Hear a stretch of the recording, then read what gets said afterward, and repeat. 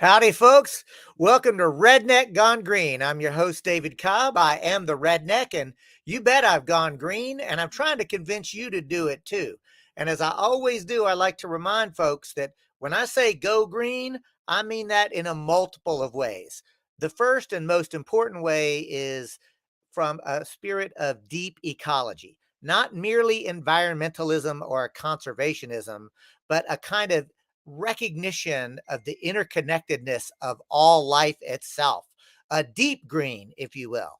But there's another way I mean green, and that is Green Party, because I am an unabashed, unrepentant, unapologetic Green Party member, because I know that the Democratic Party leadership, not rank and file Democrats, but the Democratic Party leadership, the ones who actually control that party apparatus, are a bunch of corporatist, militarist, imperialists who are actually neoliberals who would rather see emerging proto-fascists in office rather than actual socialists. So I'm trying to build a bottom-up people's party that are able to build the kind of movement that we need to have the society that we so richly deserve and so desperately need. So it's in that spirit that I want to remind you that here at Redneck Gone Green, we are people's media. We are growing, getting larger, stronger, and better organized every week. And I want to ask you, please like, subscribe, comment, join us on Substack or Rumble or YouTube or Facebook. We're on podcast. We're on all the things, but we need you to participate and forward this to others. And I am very excited to bring my weekly guest on. Her name is Dr. Harriet Fraad. I consider her a friend. I've gotten to know her over the last couple of years, and I've been really inspired by the clarity of her thinking and her ability to bring a level of compassion and kindness to a very sharp political perspective. Dr. Fraad is a feminist scholar, activist, and mental health professional and therapist. She's practiced in New York City for almost 4 decades now. She was a founding member of the second wave feminist movement here in the US, co-founder of the journal Rethinking Marxism. She has her own podcast called Capitalism Hits Home, that's part of the Democracy at Work network of anti-capitalist progressive media. Dr. Fraad, welcome to Redneck Gone Green. Thank you. I'm very glad to be here. You know, Harry, you and I really got to know each other on the David Feldman show, which is yet another people's media that was emerging. And we had the privilege of overlapping, and we got into kind of a rhythm where we would, I would, at the very end of my segment, you would come on a little bit early for your segment, and we sort of would do a little back and forth. And what I want to do is ask you, as a psychotherapist, to help us to understand how to make sense of this crazy making society that we're in. Yeah, well, first of all, Americans have been brought up to think we are the most powerful, best, most just nation in the world. But it isn't true. I mean, the empire is crumbling. We've lost the last 3 wars, Vietnam, Iraq, and Afghanistan, even though they don't even have an air force. And we're losing in the Ukraine in our proxy war meant to weaken Russia, and the Russia-China alliance. We're losing there too. And we've been brought up to think we fight for justice, but we're subsidizing Israel. No matter if Biden is saying how he's urging caution, he's also sending ammunition to Israel. And so we are supporting a theocratic, because it is now a theocratic government of Orthodox Jewish theocrats, in a genocide against an entire people.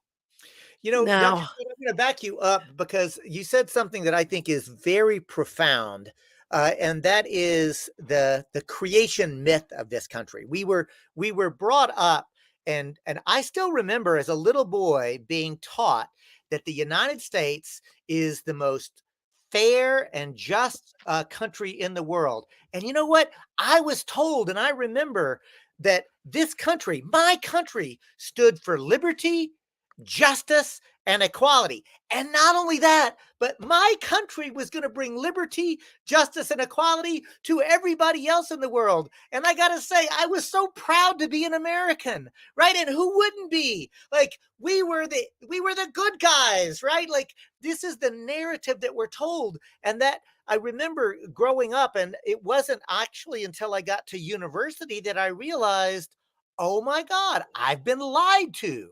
But this is Right. not the kind of lying that, like, because many of the people that lied to me were my public school teachers. See, the thing is, they taught me what they themselves believed, right? Right.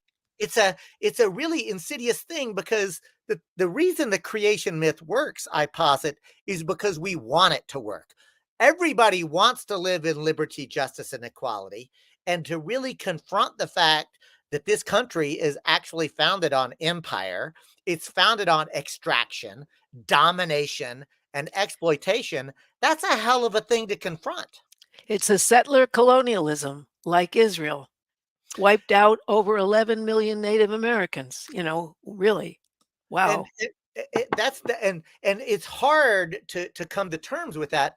But what I believe, and again, as a therapist, I'm asking you to weigh in on it, because what I think is that it's actually quite liberating to actually confront the reality, and then if we confront the reality of the history, that means it doesn't have to be our future.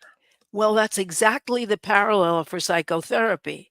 If you confront the reality of your childhood, then you can face a different future.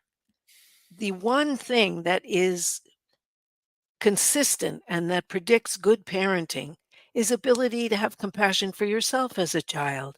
But if you say, dad beat us, but it was great, the chances are you'll be beating your own kids. You have to come to terms with your past in order to make a different future. And America hasn't. I went to PS 81 every year. We learned about the wonderful pilgrims that settled us. We didn't learn about the bonds people, that most of the people who came to America, and almost all the women, were bondswomen who were given the option. They were arrested for minutia. Britain had this same policy for Australia, and then given the choice of jail or go to the colonies, so that women could then reproduce for England and have citizens there to replace the native citizens and their culture. And so that most Americans who came were either prisoners freed or bondswomen. The women who came overwhelmingly were bondswomen who were enslaved for 7 years until they paid off their passage. And And I didn't hear about Bacon's Rebellion, which was the institution of racism here, where uh, Bacon was angry at the governor of Virginia and organized slaves and freed slaves and bondspeople and ordinary people together to fight against the governor, after and which they instituted racial difference and so forbid I'm so glad racial you brought up connection.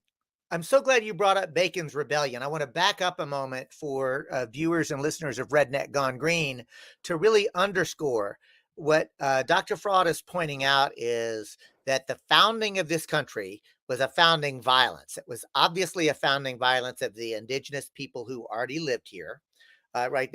The Puritans didn't discover America, because the tens of millions of people here were not lost. They didn't need to be found, right? There was a vibrant civilization and culture that was already here.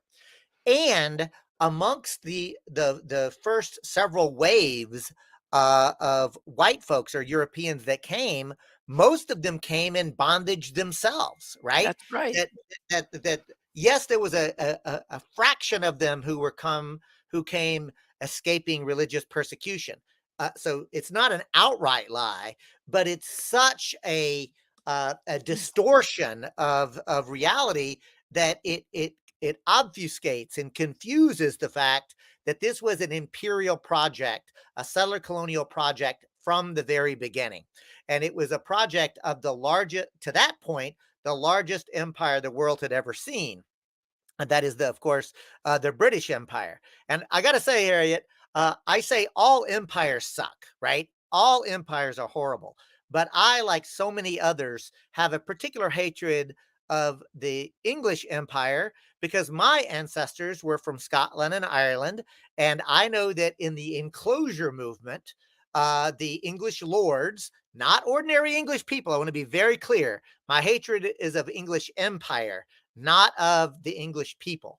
But the enclosure movement basically pushed uh, ordinary people who were living in right relationship, in balance, in a deep ecological symbiotic relationship with land, pushed the empire pushes them off their land, traumatized my ancestors. My ancestors came to this continent and traumatized the indigenous people of this continent. So there's plenty of trauma to go around. I posit that one of the reasons I want you as a mental health professional, a therapist, and a Marxist is to say, how do we learn to heal ourselves from this trauma and the generational trauma and the individual trauma that capitalism visits upon us to get back to a society that is healthy and in balance? So, Harriet, we're not hearing you now. I think that we're having a problem with the volume.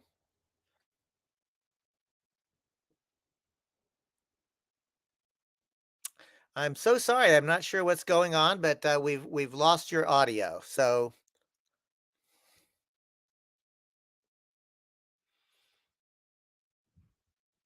hmm. We were hearing you fine, but now we don't hear you. I'm not sure what to suggest at this point. So while Harriet tries to adjust that, I will let folks know that you're listening and or watching Redneck Gone Green. This is a weekly podcast that I do, bringing together social change activists, mostly from the US, but occasionally we'll have international guests as well. But the point is to ask ourselves, what is to be done? Because we know that we are in the midst of a true conjuncture. There's an ecological collapse. It's not just coming. And the reality is that we need to build a completely new system.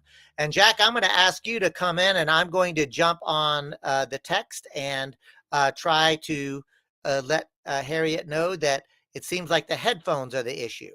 So if you could try that, try taking your headphones off and unplugging them and see if that helps.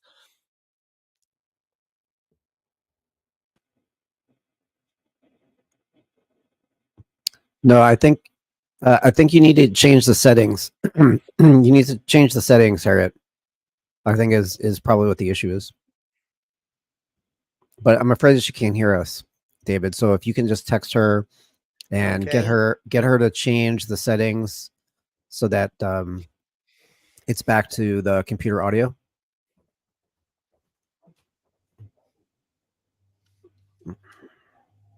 We'll get this working, folks. Thank you for your patience. We appreciate you. So, yeah. Okay. Oh How's my that? goodness. We've got you back. Awesome. Oh, All here right. I am. Good. Yeah, well, what I was saying in response to David is in all therapy and all psychological work, you first have to face who you are and what your problem is. That's why in every 12-step program, and 12 steps are the most successful therapeutic programs and the most widespread in the United States, in every little town, there's an AA, right?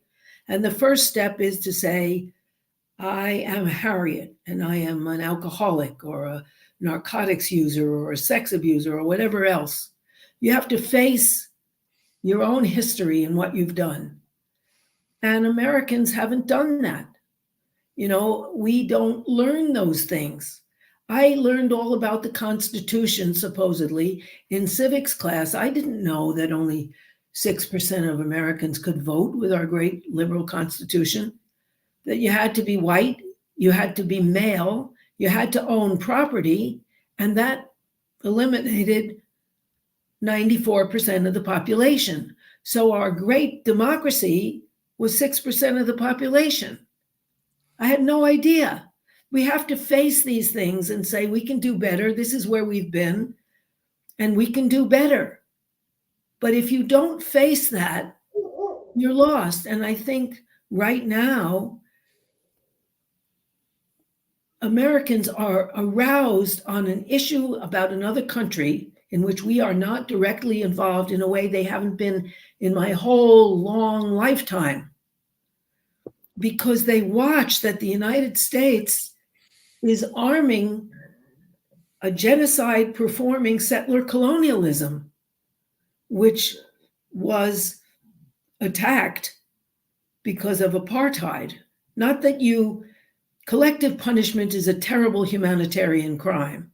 And that's what Hamas did by killing 1,200 Israelis and raping and mutilating various Israelis they ran into. But then to respond by killing 19,000 people when 1,200 have been killed, and by taking away their food and water and starving them and destroying their children and bombing their refugee camps and their hospitals and their schools, this is a fascistic move, collective punishment. And, you know, Netanyahu is clearly the prime minister of Israel is clearly guilty of war crimes. Yes. And Dr. Fraad, what I really want to underscore is you yourself are an American Jew. And there is, in my circles, a very loud, very vocal, very broad Jewish voice for peace Yes. In this country. But you never, like outside of really lefty media sources, the corporate media never covers this movement.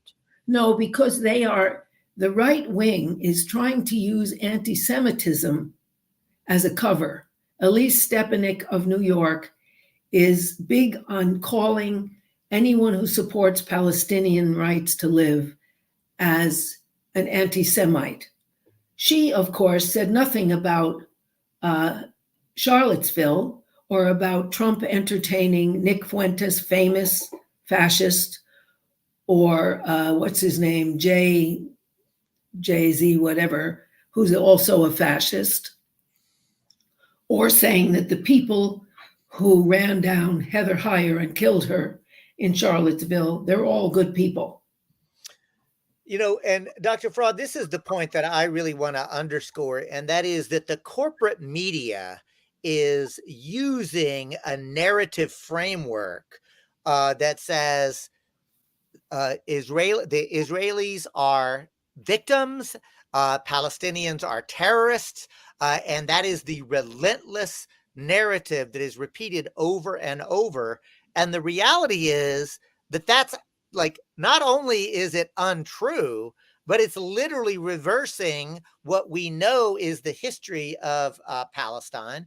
And again, I think it's really important to underscore that, especially amongst young Jews, the data is very clear. In the US, the young Americans in general are opposing the Israeli government and its horrific practices. They support Palestinians and Palestinian liberation.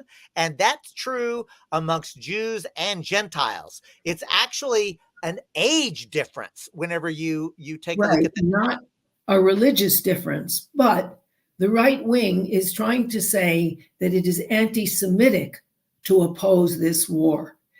And these are people who are often anti-Semites themselves. It's a very cynical use of that term. And what they do is they suppress the news and the participation of things like the Jewish Voice for Peace. Jewish Voices for Peace closed Grand Central Station because they occupied it. They closed the Statue of Liberty and read the poem, Give Me You're Tired, You're Poor by Emma Lazarus, a Jew.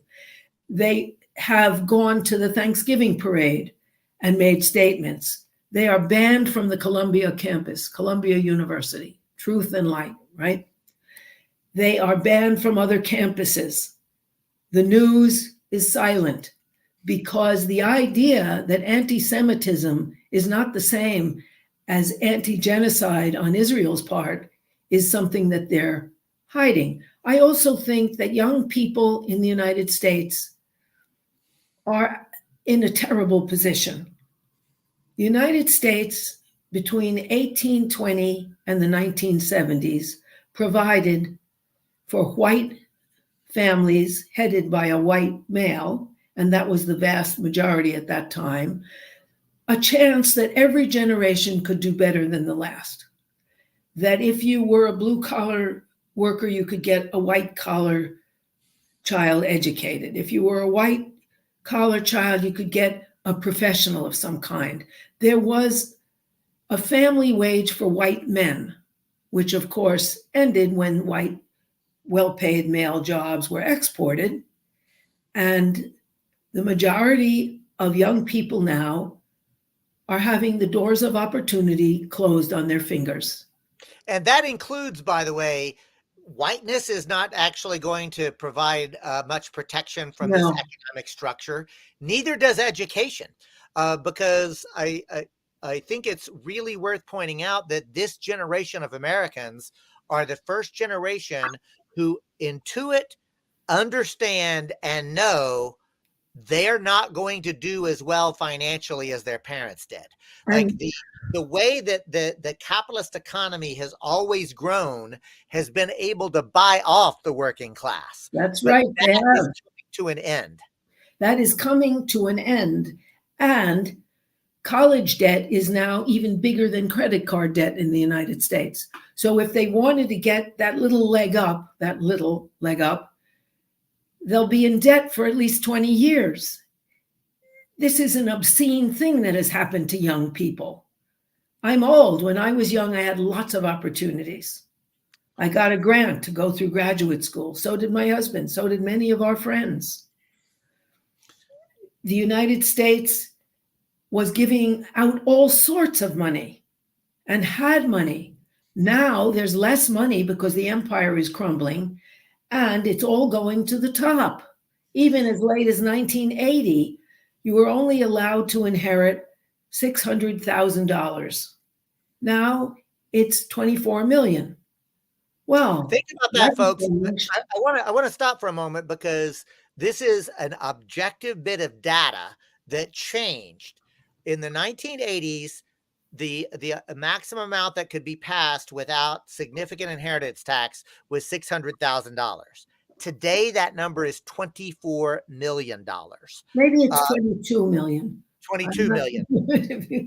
A couple of million, but the point is that the ratio there is outrageous. And Harriet, I want to get back to your expertise as a mental health professional and a therapist, because you have real clarity on the political economy of what capitalism is. It extracts the surplus value of the labor of the worker, but in a growing economy, there's a way to basically buy off the working class, right? We don't have that anymore. China is growing, not us. And the economy, and even where the economy is growing, we're moving into laborless production or some version of it, right? Between automation, robotics, technology. The reality is that the ability for the capitalist class to extract what they believe is their goddess-given right to profits, right? You can't extract the surplus value of the worker because you need fewer and fewer workers, right? So this is my point. I think that many people, whether they intellectually understand it, feel in their guts, in every way they can tell that the society is shifting. And that, I believe, Dr. Fraad, is why Donald Trump is appealing to such a broad base of working class people because he's stoking their fears. Those fears are justified. Yes. But his solution is it's the immigrants' fault. It's black folks' fault. It's the otherization rather than the ruling elite. That's right. However, what he has recognized is that people need to be connected. They're disconnected. They're lost. They feel cheated and alone. And he has provided a movement like Bernie provided. Our revolution was a movement. People were involved. People were emotionally and intellectually involved. People's participation was wanted. It wasn't just an election. It was a movement. Donald Trump has a movement, and it has emotional appeal, and you feel included. And Bernie did that, and they knifed him in the back because they're the same corporate elite. Let's be clear. The neoliberal Democratic Party establishment is who knifed Bernie Sanders in the back. Absolutely. If you look at the polling data, the Bernie Sanders, like if you actually ask people who were Democratic Party voters, who would you like to be the Democratic Party nominee? If that was the question, Bernie Sanders was a supermajority favorite of most of the Democrats. They literally, the Democratic National Committee rigged the system and ran a relentless campaign that said Bernie can't beat Trump, even though the objective data showed Bernie did better against Trump than Hillary Clinton. I mean, this was just an amazing bit of psychological warfare that the Democratic National Committee conducted against its own voters. And what Trump has said and spread about Biden is he's old. The reason that takes is not because of his age. After all, Trump is in terrible shape, and I think he's 77. But it's that is the old way. It doesn't work. It is the old system. It's the same old. And people need something else because they're in new, terrible circumstances. And so they need something new. People think it's his age, but it isn't his age. It's the same old story. It's no hope. Obama won on hope and change and on inspiring people in a movement. Biden has no movement. It's so true. Folks, you're listening to Redneck Gone Green. I'm your host, David Cobb. I am the Redneck, and I have gone green, and I'm trying to convince others to join me in doing so. Our guest this week is Dr. Harriet Fraad. Dr. Fraad is a feminist scholar, activist, and mental health professional who's practiced in New York City for 4 decades now. Yeah. She was a founding member of second wave feminist movement in the U.S., was one of the co-founders of the journal Rethinking Marxism. You can find her work on her website, Harriet Fraad, FRAAD.com. She's got her own podcast called Capitalism Hits Home, which is part of the Democracy at Work Consortium, which is a nonprofit that produces anti-capitalist progressive media. Dr. Fraad, I want to make sure that we circle back to this idea of the movement because, like, the data is clear. People want to be part not only of movements, but they want to be part of something bigger than themselves, right? That's right. And capitalism alienates us. Capitalism as an economic system literally creates a sense of loneliness and a lack of connection. Well, also, the mass of people now are in 4 areas of jobs, all of which use them as an addenda to a machine where their individuality means nothing and where they have very little to say. And those employers are Amazon, Walmart, fast food, and call centers where you have a script and where if you are idle for a moment, a buzzer goes off to say, get to it. At Amazon, you are on the clock. If you are not making movements in an adequate time, there's a buzzer that goes off in your ear, and the repetitive movements are injurious. And so they have free pain meds all over Amazon to keep the workers working. You count as nothing. Your health counts as nothing. If you are working in fast food, let's say McDonald's, you have 2 minutes and 23 seconds to assemble the burger. If you don't, the sound goes off. There is no point, even if there's no one in the store, if you put your elbows on the counter and stand for a minute and just take a breath, the clicker goes off and your supervisor talks to you. At Walmart, if there's nobody in your department where you're working and selling things, you can't sit down and only get up when somebody comes into your department to look where you show them things. In call centers, you have to make the calls fast, and you have to tell people that the solution is not that you're going to fix whatever it is that they're supposed to fix, but get a more expensive version of that for which you're paid extra. They are constantly barraged, and they mean nothing. And people don't mean anything anymore. Their lives don't have meaning unless they join a union.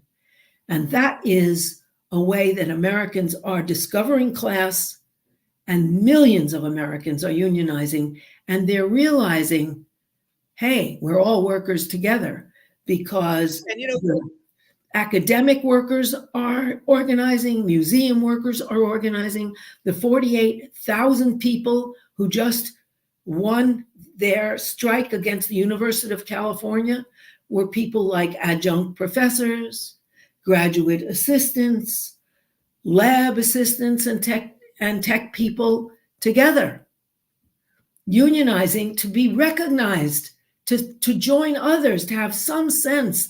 My work has meaning. I have some say in my life. In New York, 340,000 UPS workers threatened to strike and got what they wanted. And in Detroit and elsewhere, 400,000 auto workers just successfully struck. And there's millions more. Millions. And I do think it's important to point out, as I've heard you and your husband, Rick Wolf at Democracy at Work, point out repeatedly, and that is, we are living in a burgeoning militant labor movement in this country. I mean, the number of workers who are standing up and making demands for changes is something I haven't seen in my lifetime. I mean, this looks reminiscent of the 1930s. Yes. And I would argue in large part that's because in the 1930s, fascism was arising for the same basic reason, and that is because the entire political economy was shifting from an agrarian society to an industrial one. And people, even if they didn't really understand intellectually exactly what was happening and why, they felt it. They understood things were shifting. And fascism, remember, fascism, y'all, is not merely authoritarianism.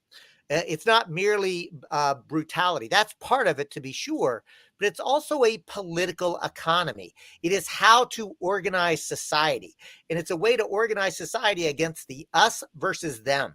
And it is a highly nationalistic one. So in the U.S., fascism is always connected to white supremacy. But remember, globally, as fascism is rising, you have brown and black-skinned fascists, right? Because it's always about the hyper-nationalism.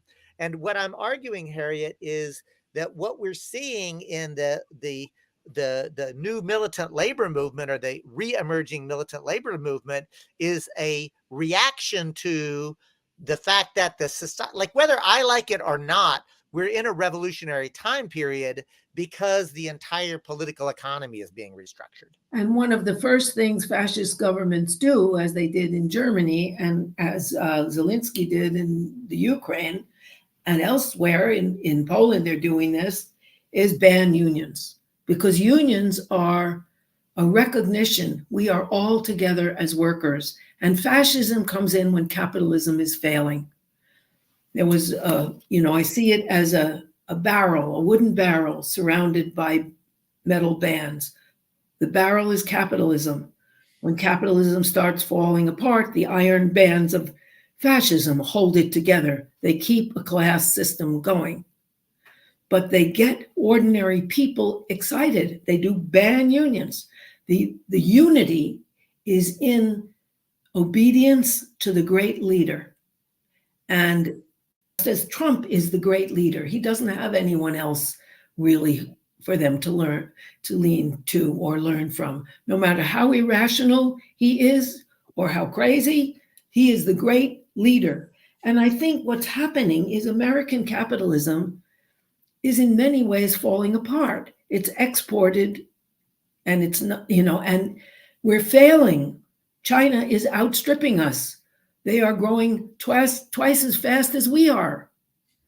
Look, the companies exported their machines and their industry to China to save money for themselves because Chinese workers were disciplined and worked for cheap and didn't have any ecological constraints or benefits. So they made huge money. That's how they bought our system. But what's happening is workers of the United States want to count. They say, my work counts. Without my work, you're getting nothing. You're producing no cars without my assembling them and putting them together and painting them and creating them. And that is a statement of we can have power. We are not just the adjuncts to your profit. That's huge.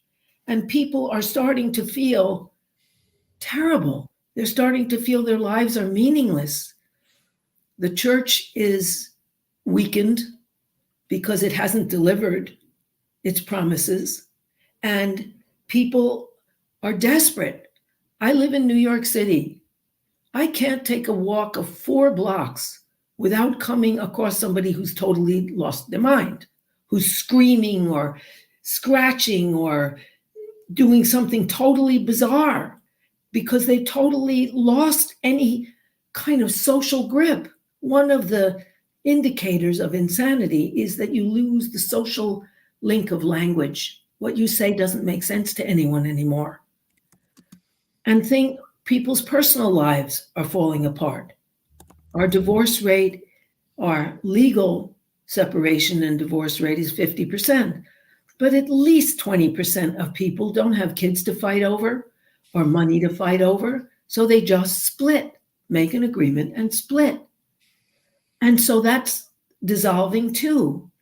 And we don't have a kind of belief system and hope for a future because our future is being taken away from us.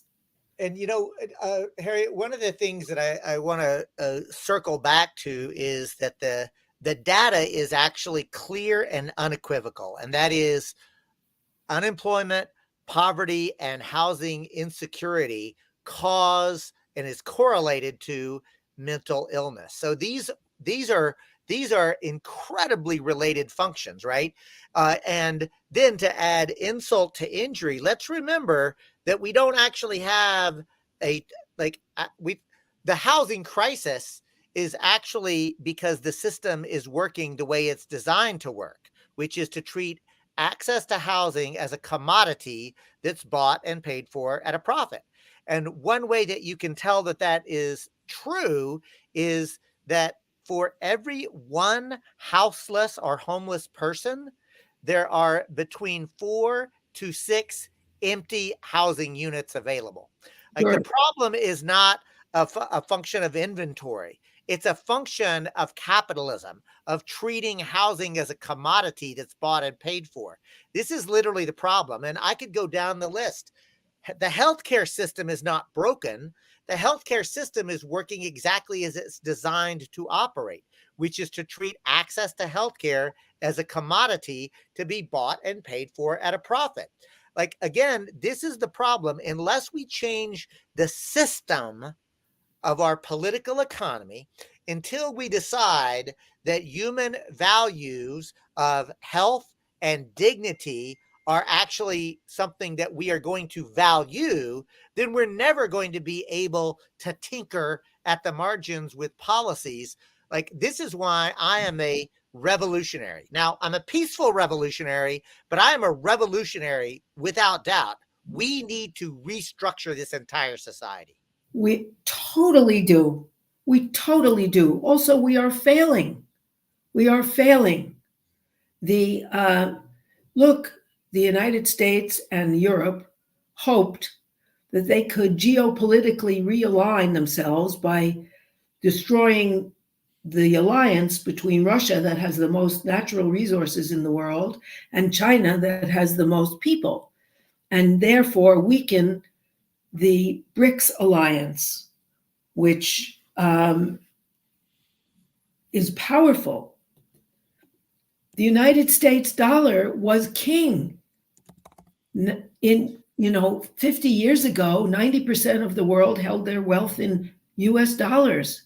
Now it's less than 45%. So, Harriet, I'm going to stop you because some of the listeners or viewers may not recognize BRICS is an intergovernmental organization nationally that is comprised of Brazil, Russia, India, China, and South Africa. And many others now have joined, but that's true. That's what it was called. Those were the original. They were called emerging market countries, and they were trying to establish deeper ties amongst themselves because what they were realizing was that they were being dominated by the U.S. and European trade forces. So they created BRICS as a way for, quote, emerging markets to defend themselves. And this is why it's so important to understand that the International Monetary Fund, the World Bank, the World Trade Organization, all of these globalized systems to, quote, regulate trade is not free market. It is a grossly manipulated market economy that is used to benefit the already wealthy and to make them even wealthier and to undermine environmental protection laws, worker safety laws, environmental laws, etc. Like this myth of the free market, it doesn't exist. Like the market itself, like we can argue about whether there even should be a market, but I want to be really clear about this, and that is there is no market in an economy that government has not created. The very existence of the market does not exist outside of political decisions. And BRICS now has less, the G7, which are the big European countries, now have less wealth than BRICS. And people are buying and organizing with BRICS because the World Bank, which is operated by the G7, demands austerity for payback, whereas the BRICS nations don't. They are rising as a world power. And the United States and Europe are diminishing. And so what we could do as a nation in that light is say, okay, like France and Germany and Belgium, other imperialist powers who were much wealthier at some time, we still have wealth. Let's do something for our own people and create industries that allow the world to live.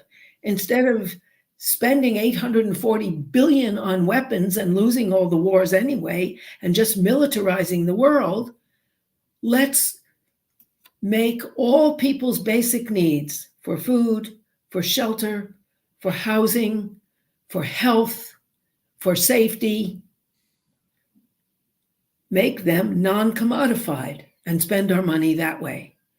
And to be very clear, when we say non-commodified, to break it down without dumbing it down, y'all, all that Harriet means and all that I mean and all that the colleagues that we work with mean is to say, if there is something that you need as a human to survive, we should treat that as a right. And that means that our social contract should be such that a bare minimum of safe, nutritious food is available, that adequate housing is available, that clean access water, to which is the healthcare biggest and thing now. education, like that these are all things that should be treated as part of a social compact, the contract, if you will, that says these are things that we should collectively do together. That's all. It's not hard to imagine. It's impossible to do, though, as long as you have a billionaire class who are hoarding all the wealth, power, and decision making. Now, in the 30s, there were so many movements, the 30s and early 40s, the Communist Party was very strong. The socialist parties, the two socialist parties were strong. The left was strong. And they were demonstrating in the streets. The changes that happened under the New Deal were not just because FDR was nice. So, for example, the Farm Recovery Act that helped small farms, it didn't happen just because he was a sweet guy. It happened because the Iowa militias were hanging the judges that condemned family farms, and people were armed and coming into auctions and making sure that nobody bid more than $1 on anybody's farm. And there were pitched battles in the streets.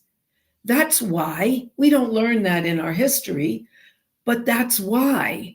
And so that Americans are learning that, wait a minute, ever since the 50s, they got scared, the capitalist class. They were being taxed 94.6% tax on their profits because FDR could say to his fellow wealthy people, look, they'll take it all. That's where they are. You better allow this. And with that, in the Great Depression, he created unemployment industry, the insurance, and he created the civilian conservation corps, and and amazing arts programs in every city. He did that because he taxed them. Now what they do is they don't tax them. Eric Adams, our mayor in New York, has decided not to change the subsidies for big buildings who were subsidized because they had heavy employment. Now they don't, because there's a lot of home working. There's a lot of remote work. He still wants to give them subsidies. He doesn't want to tax billionaires. And they're the ones with the money. Instead, what they like to do is they like to borrow money. And who do they borrow money from? Those same rich people who not only are not taxed, but they get our money for interest. They sell bonds and the profit goes to them. The money goes to them because it's a system they've rigged. And people are understanding that and trying to change the system. First of all, changing it at their workplace so they're not cheated so much. And realizing, wait a minute, we have to fight back. Our country's being taken away from us. And some people are not joining with other people and fighting back. They're just going mad because they're trying individually to deal and they can't. Dr. Fraad, we're coming to the end of the program. I want to make sure to really underscore a point that you've just made about that capitalism is literally driving a level of mental illness. It's insanity. I want to lift up Jacqueline, who is a frequent viewer and listener, who wrote in to say it's not just people's physical needs that need to be met, it's their emotional and psychological needs. And this is why I argue that communitarian collaborative approaches to the political economy don't just meet like the material needs, but they also meet our needs for connectivity, our needs that we are social creatures. We are supposed to be in relationship.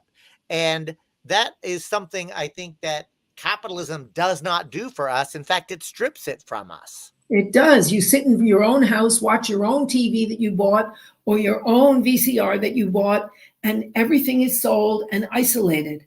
People need connection. They need hope. They need connection and they need empowerment. And they need connection with intimate people and with a larger circle that they're sometimes friendly with organizations they believe in, even if it's just the PTA, other people trying to do something that's positive for their community. And they need connection to the world, which influences them. Connection is the basis of mental health. And people, when they're disconnected, are not doing well. People, when they're involved in a movement, which is what Trump's given his followers, they're involved in a movement, or what the labor movement gives people, a sense of connection and hope and empowerment. And that's what we need. And that's why we need a left movement here. We need a unity of the climate activists, people who want co-ops, people who are anti-capitalist, people who want racial justice, people who want sexual justice, people who want justice for women, and like an umbrella. And those are the panels of the umbrella, but the center hold is class, that we are the mass people, that without us, they're nothing.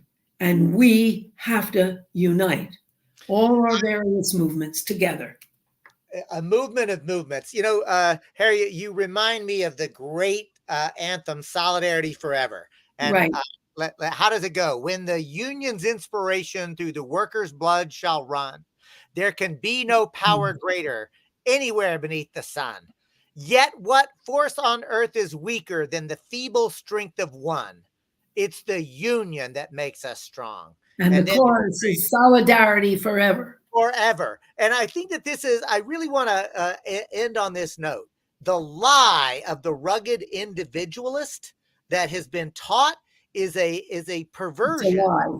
It's a lie. Like, nobody succeeds alone. And that includes the billionaire class. They have literally rigged things to extract and exploit from us, right? But there's enough to go around now. But we can't just do it in an industrialized way. We've actually got to return to the ecological sustainability of saying we need to be in balance. We need to take care of each other. But there's also, with technology, with automation, appropriate technology, we could be living in paradise right now. We could. We have the money, and the world could be a fair world. We have the money. But people have to unite. And what's very exciting right now in Denmark, no, it's in Sweden, Tesla, of course, owned by Elon Musk, billionaire, who got his money from his father, who owns emerald mines in South Africa. You can imagine the conditions there. They will not ship his cars out. They are on strike in Sweden. And the Norwegians won't bring them from the port. They won't bring them to the port and export them. And other countries are joining because the union makes them strong and because they see that solidarity. And Amazon workers around the world are organizing because that is what makes us connected and mentally healthy and physically powerful and politically hopeful. Harriet, thank you so much for an inspirational conversation. Where can folks keep up with you? Well, they could go to my website, harrietfraad.com.